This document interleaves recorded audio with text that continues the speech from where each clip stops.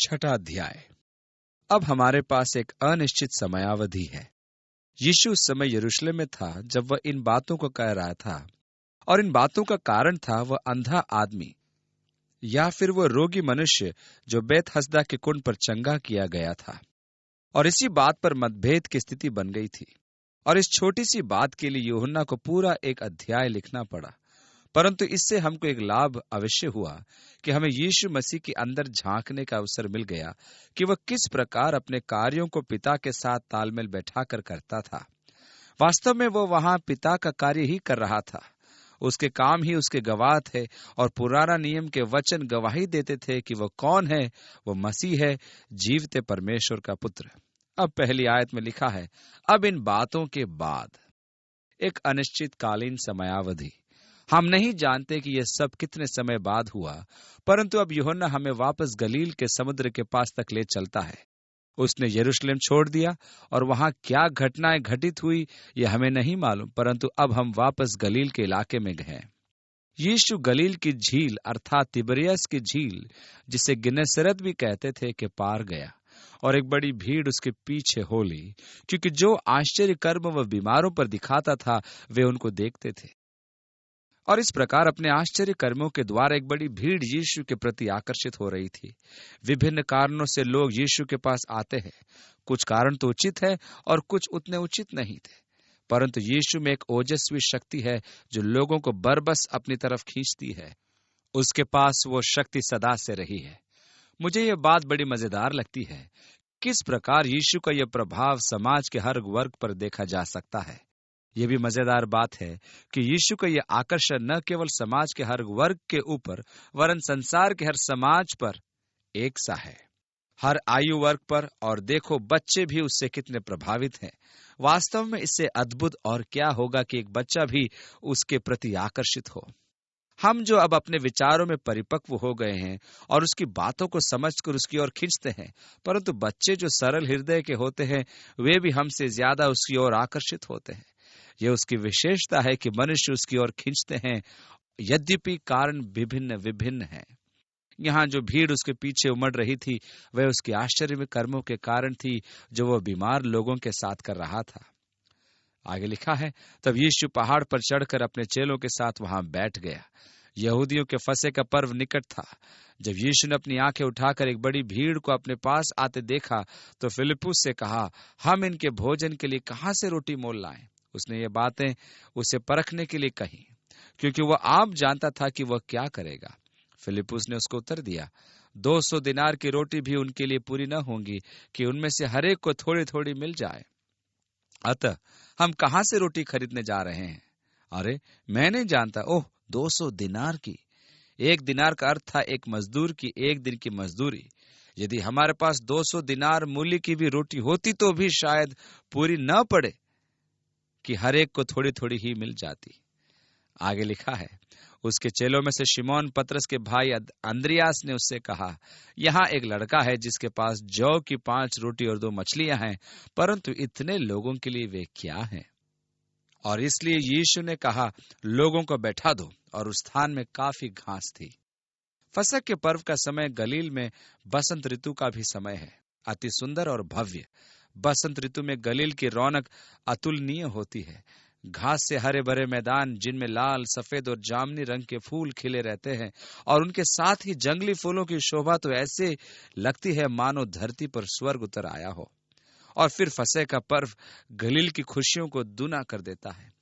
वसंत ऋतु में गलील के इलाके में बहुत घास होती है, इसलिए यीशु ने कहा, लोगों को बैठा दो। तब लोग, जिनमें पुरुषों की संख्या लगभग 5000 थी, बैठ गए। तब यीशु ने रोटियां ली और धन्यवाद करके बैठने वालों को बांट दी, और वैसे ही मछलियों में से भी जितने चाहते थे बांट दिया। जब वे खाकर तृप्त हो गए तो उसने चेलों से कहा, अब बचे हुए टुकड़ों को बटोर लो कि कुछ फेंका ना जाए। अतः उन्होंने बटोरा, और जौ की 5 रोटियों के टुकड़ों से जो खाने वालों से बच रहे थे 12 टोकरियां भरी।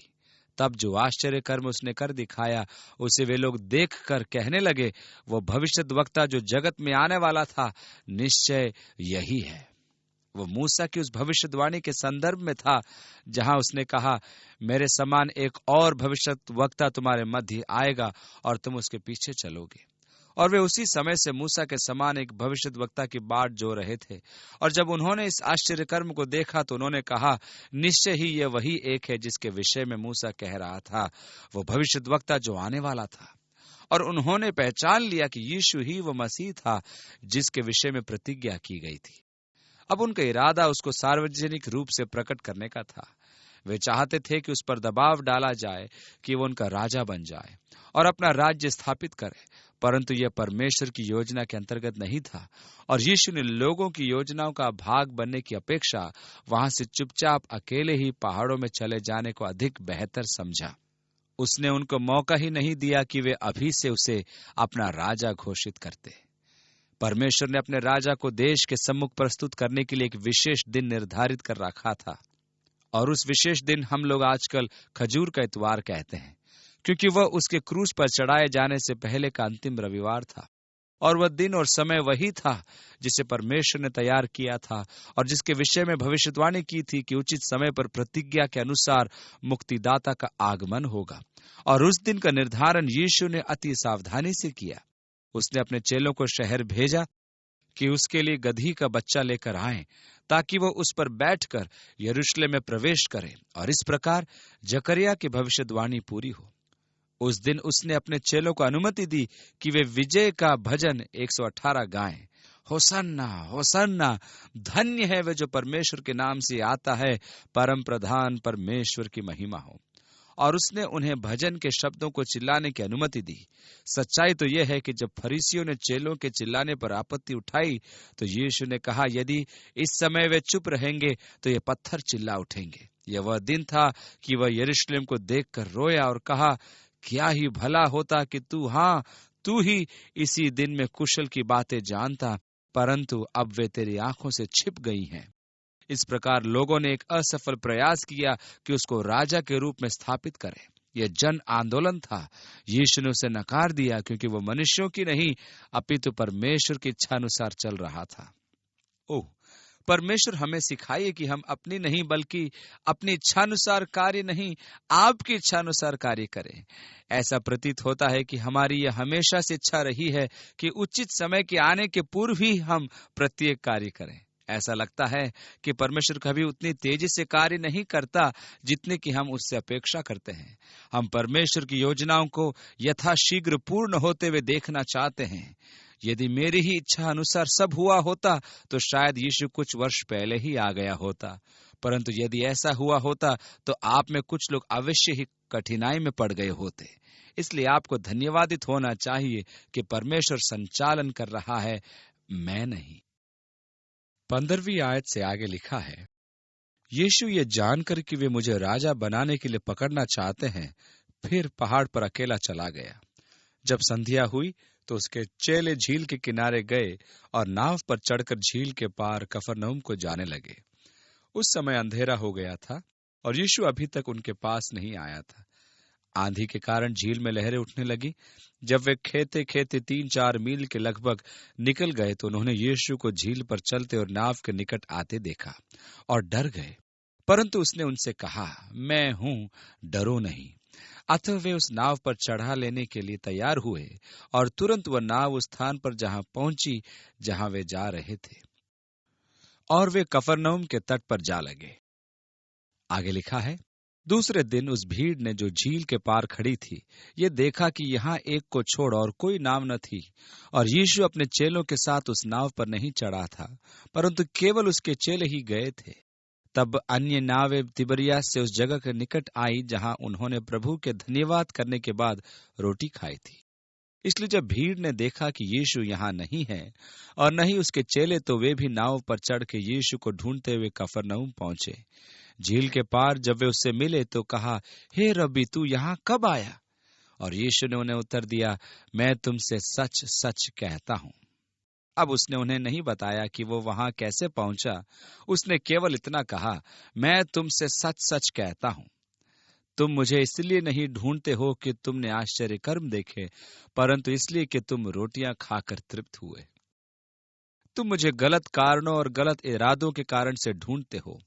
तुम मुझे केवल इस कारण से ढूंढते हो क्योंकि तुम रोटियां और मछलियां खाकर तृप्त हुए, और यह कोई कारण नहीं कि तुम मुझे ढूंढो। यीशु उन लोगों को स्वीकार करना नहीं चाहता था जो उसे गलत इरादों से ढूंढ रहे थे। आज भी संसार में अनेक लोग ऐसे हैं जो यीशु को अपनी स्वार्थ सिद्धि के लिए ही ढूंढते हैं। आज बहुत से ऐसे सेवक हैं जो लोगों को उत्साहित करते हैं कि वे यीशु को ढूंढें, परंतु उनके इरादे गलत होते हैं। वे गलत इरादों से लोगों को परमेश्वर के काम करने को प्रोत्साहित करते हैं। अब हम उस मनुष्य को एक साइकिल देने जा रहे हैं जो अगले 5 महीने में संडे स्कूल में अधिकतम नए सदस्यों को लाएगा, और इस प्रकार हम इन छोटे बच्चों को सांसारिक वस्तु की अभिलाषा के लिए परमेश्वर के काम करने के लिए प्रोत्साहित कर रहे हैं। परमेश्वर हमारी सहायता करे। हम सीधे मार्गों से कितना भटक गए हैं। दूसरे शब्दों में, हम पथ भ्रष्ट हो गए हैं। 27वीं आयत में लिखा है, नाशवान भोजन के लिए परिश्रम न करो, परंतु उस भोजन के लिए जो अनंत जीवन तक ठहरता है। सांसारिक अथवा भौतिक वस्तुओं के लिए परिश्रम मत करो, भौतिक वस्तुओं की अभिलाषा मत करो, परंतु आत्मिक वस्तुओं की अभिलाषा करो। यीशु ने हमेशा यह दावा किया कि आत्मिकता भौतिकता से सदा श्रेष्ठ है, और आज मनुष्य बड़ी तन्मयता से इसी को चुनौती देने में लगा हुआ है।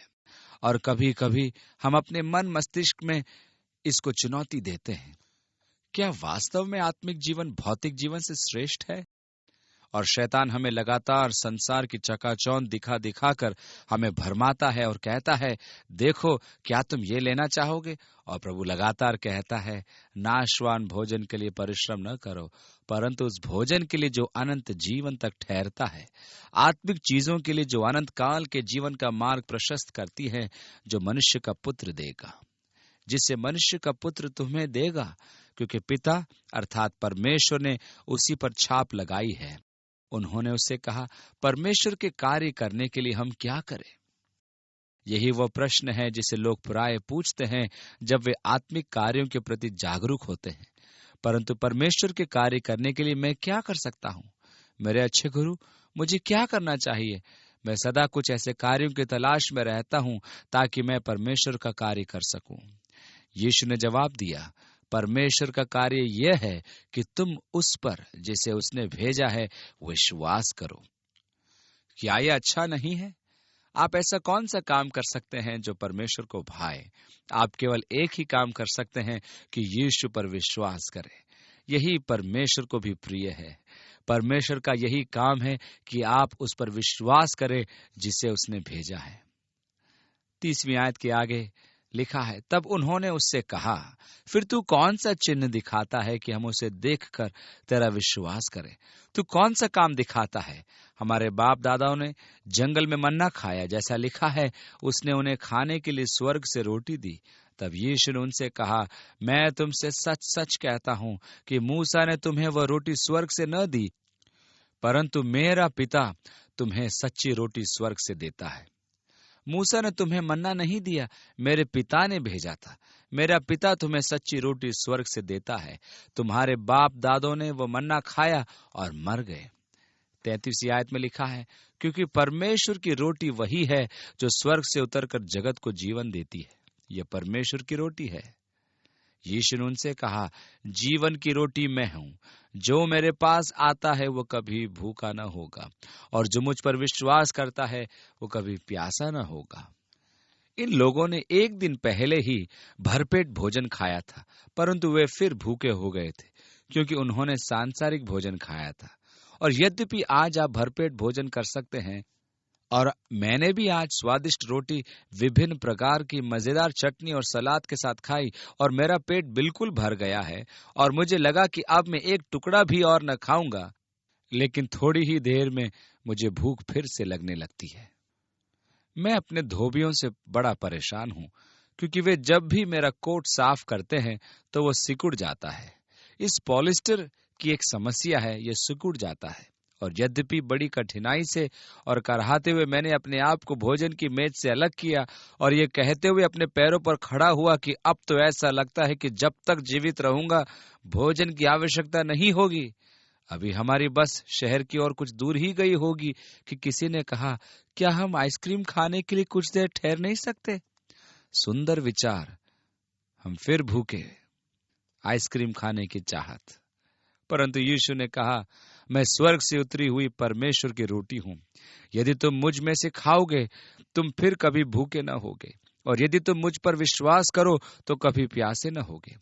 भूख और प्यास मनुष्य के जीवन का वो भाग है जिसमें वो कभी संतुष्ट होता दिखाई नहीं देता। हमेशा ही उसे अधिक और अधिक और अधिक की चाह रहती है।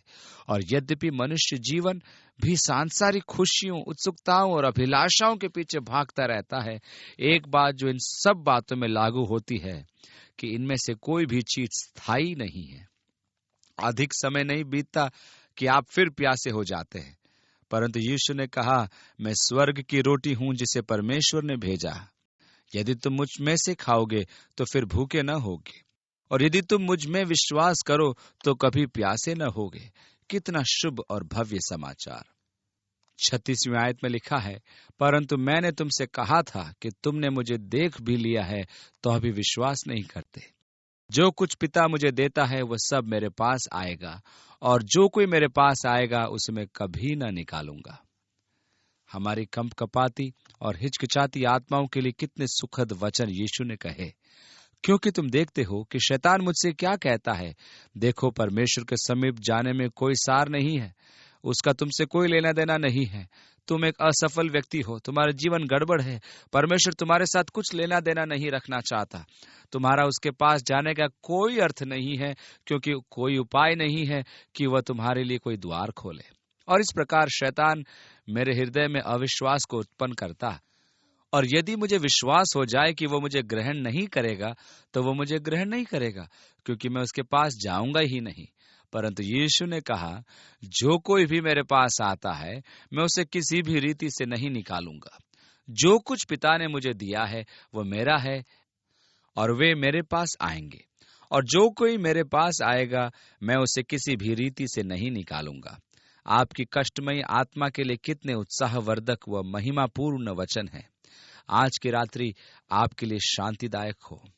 तुम जिनको शैतान बहुत समय से परेशान कर रहा है और ये बताने की कोशिश कर रहा है कि आप किसी योग्य नहीं हैं, कि परमेश्वर को आपकी जरूरत नहीं, वो आपसे इच्छुक नहीं, ये सब मैं इसलिए बता रहा हूं कि आप ऐसे परमेश्वर से दूर न रहो। यदि आप अभी यीशु के पास आओगे तो कोई लाभ नहीं होगा। शैतान ऐसा कहता है, लेकिन वो सरासर झूठ है। 38वीं आयत, क्योंकि मैं अपनी इच्छा नहीं, बस अपने भेजने वाले की इच्छा पूरी करने के लिए स्वर्ग से उतरा हूं। जो कार्य मैं करता हूं, मैं अपनी मर्जी से नहीं करता, परंतु मेरा पिता जो मुझ में रहता है मुझसे करवाता है। वह इन कामों को करता है, मैं नहीं करता। मैं अपनी इच्छा की पूर्ति के लिए नीचे नहीं उतरा, यीशु ने कहा, परंतु उसकी इच्छा की पूर्ति के लिए जिसने मुझे भेजा है। 39वीं आयत, और मेरे पिता की इच्छा यह है, अरे ये जानने के लिए तो मैं बेताब था कि परमेश्वर की इच्छा क्या है। वो आगे कहता है कि जो कुछ उसने मुझे दिया है उसमें से कुछ न खाऊं, परंतु उसे अंतिम दिन फिर जिला उठाऊं। क्योंकि मेरे पिता की इच्छा यह है कि जो कोई पुत्र को देखे और उस पर विश्वास करे वो अनंत जीवन पाए, और मैं उसे अंतिम दिन फिर जिला उठाऊंगा। जिन पर पिता ने यीशु मसीह की सच्चाई को प्रकट किया है और जो उस पर विश्वास करते हैं, उनके प्रति परमेश्वर की इच्छा है कि वह यीशु के द्वारा बचाए जाएं और वह अंतिम दिन उन्हें जिला उठाए। हमारे जीवनों के प्रति उसकी गहन और महिमा युक्त इच्छा के लिए परमेश्वर का धन्यवाद। मैं पुनः कहता हूं कि परमेश्वर का धन्यवाद। 41वीं आयत के आगे लिखा है, इसलिए यहूदी उस पर कुड़कुड़ाने लगे, क्योंकि उसने कहा था, जो रोटी स्वर्ग से उतरी वह मैं हूं। और उन्होंने कहा, क्या ये यूसुफ का पुत्र यीशु नहीं? क्या ये यहोशू या यशुआ नहीं, जिसके माता पिता को हम जानते हैं? तो ये कैसे कहता है कि मैं स्वर्ग से उतरा हूं? और यीशु ने उनको उत्तर दिया, आपस में मत कुड़कुड़ाओ।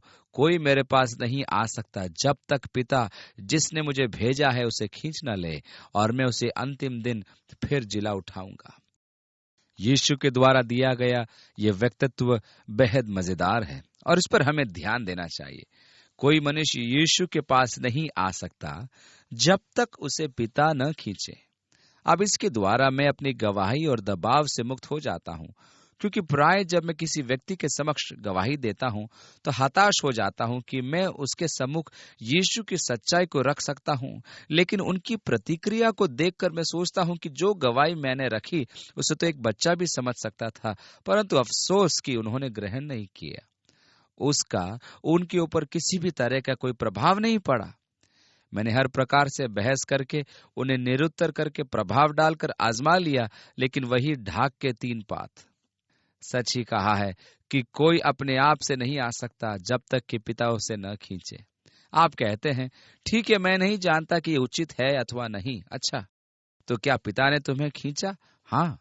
अच्छा, तब उसके विषय में इतने चिंतित क्यों हो? यह भी कहा गया है कि जो भी चाहेगा आकर जीवन के जल को पी सकता है। हर सिक्के के 2 पहलू होते हैं। आप उस समय तक नहीं आ सकते जब तक पिता आपको न खींचे, परंतु जो भी आता है वह अनंत जीवन प्राप्त कर सकता है। प्रत्येक मनुष्य के लिए द्वार खुले हैं। 45वीं आयत में लिखा है, भविष्यत वक्ताओं के लेखों में यह लिखा है, वे सब परमेश्वर की ओर से सिखाए हुए होंगे।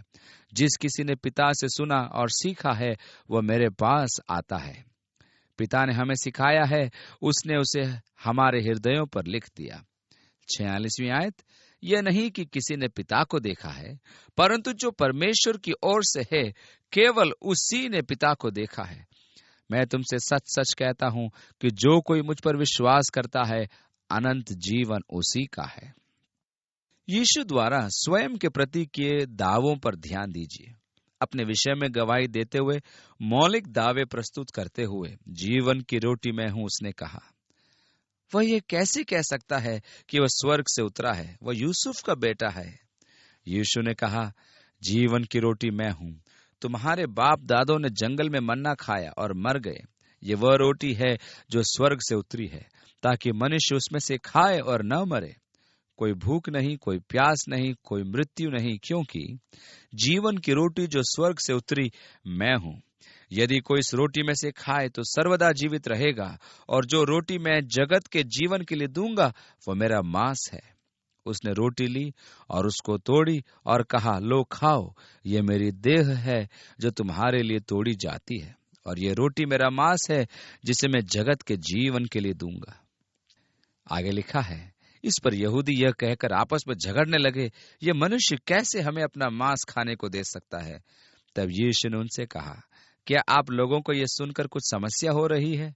मैं इसे और भी अधिक कठिन बातें बताने जा रहा हूं।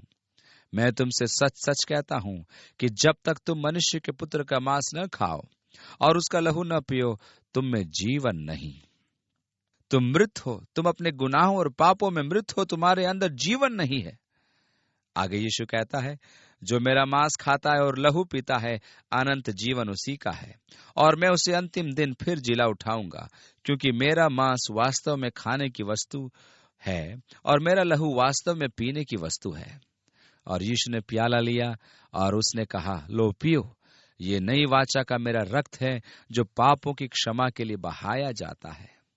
मेरे मांस में से खाओ, मेरे रक्त में से पियो, मेरे साथ संगति करो ताकि तुम जीवन पाओ, क्योंकि मेरा मांस वास्तव में खाने की वस्तु और मेरा लहू वास्तव में पीने की वस्तु है। यीशु आगे कहता है, 56वीं आयत, और जो मेरा मांस खाता और मेरा लहू पीता है वो मुझ में स्थिर बना रहता है और मैं उसमें।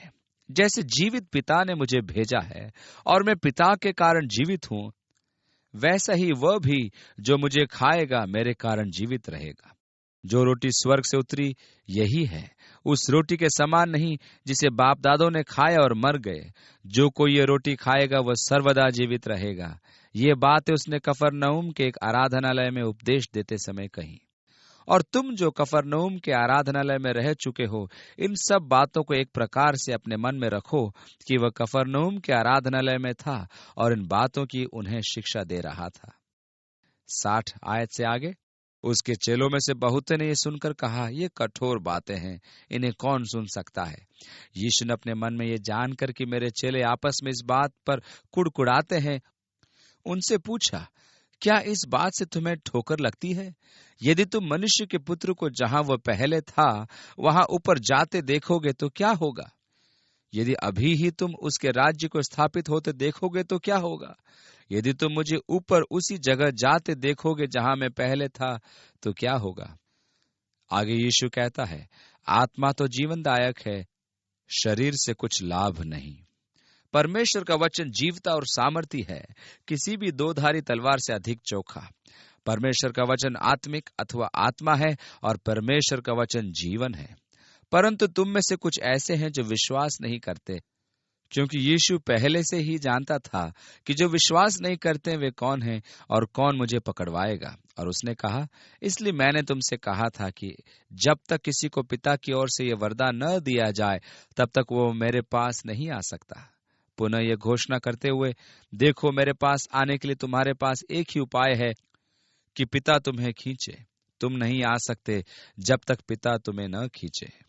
इस पर उसके चेलों में से बहुत से उल्टे फिर गए और उसके बाद उसके साथ न चले। बहुत हो चुका था, सहने से बाहर। जब वह स्वयं को स्वयं से इनकार करने की बात करना शुरू करता है, जब वह आत्मा के जीवन की बात करना शुरू करता है और आत्मिक संगति की बात करता है, तो यह कुछ लोगों के लिए अधिक हो गया, उनकी सहनशीलता के बाहर। अनेक लोग तो उसके साथ केवल इसलिए चल रहे थे क्योंकि वे सोचते थे या उनकी इच्छा थी कि वह अभी अपना राज्य स्थापित करे और रोमन साम्राज्य के जुए को उखाड़ फेंके, और फिर उसके राज्य में लोगों की अपनी दाखलता होगी, अपनी अंजीर जिन्हें वे बिना किसी भय के खाएंगे। वे लोग एक सांसारिक वैभवशाली राज्य की इच्छा कर रहे थे, और वह है कि उसको गौण बताकर इसकी भर्त्सना कर रहा था। उसने कहा, मुख्य बात है आत्मिक राज्य और उसके साथ सहभागिता, उस जीवन को प्राप्त करना जो यीशु से मिलता है, ईश्वरीय जीवन जो मनुष्य को यीशु के द्वारा मिलता है। शरीर से तुम्हें कुछ भी लाभ नहीं, केवल मेरे द्वारा बोले गए वचनों के द्वारा ही, क्योंकि वे आत्मा हैं, वे जीवन हैं। इसलिए ये बातें उन पर भारी पड़ी और वे इन्हें सह नहीं सके। वे वापस फिर गए और फिर उसके साथ नहीं चले। एक समय यूहन्ना ने एक दूत को भेजा और कहा, आने वाला तू ही है या फिर हम किसी अन्य की बाट जो है या देखें? लोग निराश हो रहे थे क्योंकि यीशु सांसारिक मनुष्य के स्थान पर आत्मिक मनुष्य को अधिक महत्व दे रहा था। तब यीशु ने उन 12 से कहा, क्या तुम भी चले जाना चाहते हो? शिमोन पतरस ने उसको उत्तर दिया, हे प्रभु, हम किसके पास जाएं? अनंत जीवन की बातें तो तेरे ही पास हैं। ओह धन्य पतरस! आप जानते हैं कि उसके साथ एक समस्या थी। वह अपने मुंह की खातिर संकट में पड़ सकता था, और फिर भी वह इस योग्य बना कि कुछ बहुत अच्छी बातें उसके द्वारा कही गई। हृदय यीशु जीवित परमेश्वर का पुत्र। मत्ती 16 में लिखा है, हे शमौन योना के पुत्र, तू धन्य है, क्योंकि मांस और लहू ने नहीं, परंतु मेरे पिता ने जो स्वर्ग में है ये बात तुझ पर प्रकट की है। और मैं भी तुझसे कहता हूं कि तू पतरस है, और मैं इस पत्थर पर अपनी कलीसिया बनाऊंगा, और अधोलोक के फाटक उस पर प्रबल न होंगे। और तुम देखोगे मनुष्य के पुत्र के साथ विश्वासघात होते और पापियों के हाथ सौंपे जाते हुए, और वे उसको क्रूस पर चढ़ाएंगे और उसका घात करेंगे, परंतु तीसरे दिन वह पुनः जी उठेगा। हे परमेश्वर, काश की यह घड़ी टल जाती। और यीशु ने कहा, हे शैतान, मेरे सामने से दूर हो, तू मेरे लिए ठोकर का कारण है, क्योंकि तू परमेश्वर की बातों पर नहीं परंतु मनुष्यों की बातों पर मन लगाता है। नहीं पतरस, कितनी जल्दी वह शिखर से नीचे गिरा। परंतु पतरस के कुछ शानदार क्षण, जब यीशु ने मुड़कर 12 चेलों से कहा, अच्छा तो क्या तुम भी लौटना चाहते हो? हे प्रभु, हम किसके पास जाएं? अनंत जीवन की बातें तो तेरे ही पास है। यीशु ने कहा, मेरे वचन आत्मा है, मेरे वचन जीवन है। पतरस गवाही दे रहा है, हाँ प्रभु, ये सत्य है, अनंत जीवन की बातें तो तेरे ही पास है। और हमने विश्वास किया और जान गए हैं कि परमेश्वर का पवित्र जन तू ही है।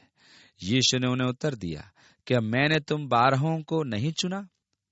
तो भी तुम में से एक व्यक्ति शैतान है। यह उसने शमौन इस्करियोती के पुत्र यहूदा के विषय कहा था, क्योंकि वही 12 में से एक था जो उसे पकड़वाने को था। मजे की बात यह है कि यीशु यहूदा के विषय में कहते हैं कि वह शैतान था। पौलुस नहीं, पतरस उसको नरक की संतान कहता है। कुछ ही दिनों के बाद हम सीखेंगे कि कब शैतान उसमें प्रविष्ट हुआ और बाहर जाकर उसने वह घृणित कार्य किया। और हम यहूदा इस्करियोत से 2-4 होंगे जब हम यूहन्ना रचित सुसमाचार में आगे बढ़ेंगे। परंतु आरंभ से ही यीशु जानते थे कि कौन उन्हें पकड़वाएगा। यीशु ने कहा, क्या मैंने तुम 12 को नहीं चुना? फिर भी तुम में से एक शैतान है। आने वाले दिनों में हम 7वें और 8वें अध्याय में प्रवेश करेंगे। क्या आप यूहन्ना से प्रेम नहीं करते? मुझे तो यूहन्ना रचित सुसमाचार अति प्रिय लगता है, और उसने जो यीशु के जीवन में भीतर तक झांका है वह भी बहुत अच्छा लगता है। ऐसी झांकी जो प्रमाणित करती है कि यीशु ही मसीह है, जीवित परमेश्वर का पुत्र, ताकि आप विश्वास लाएं और अनंत जीवन प्राप्त करें। पिता, आपके वचन के लिए आपका धन्यवाद। वह आत्मा है, वह सच्चाई है, जो विश्वासी हैं उनके लिए जीवन है। अब काश कि आपका वचन हमें जीवन और प्रकाश दे और हम उस प्रकाश में चलने योग्य हों। यीशु के नाम से आमीन।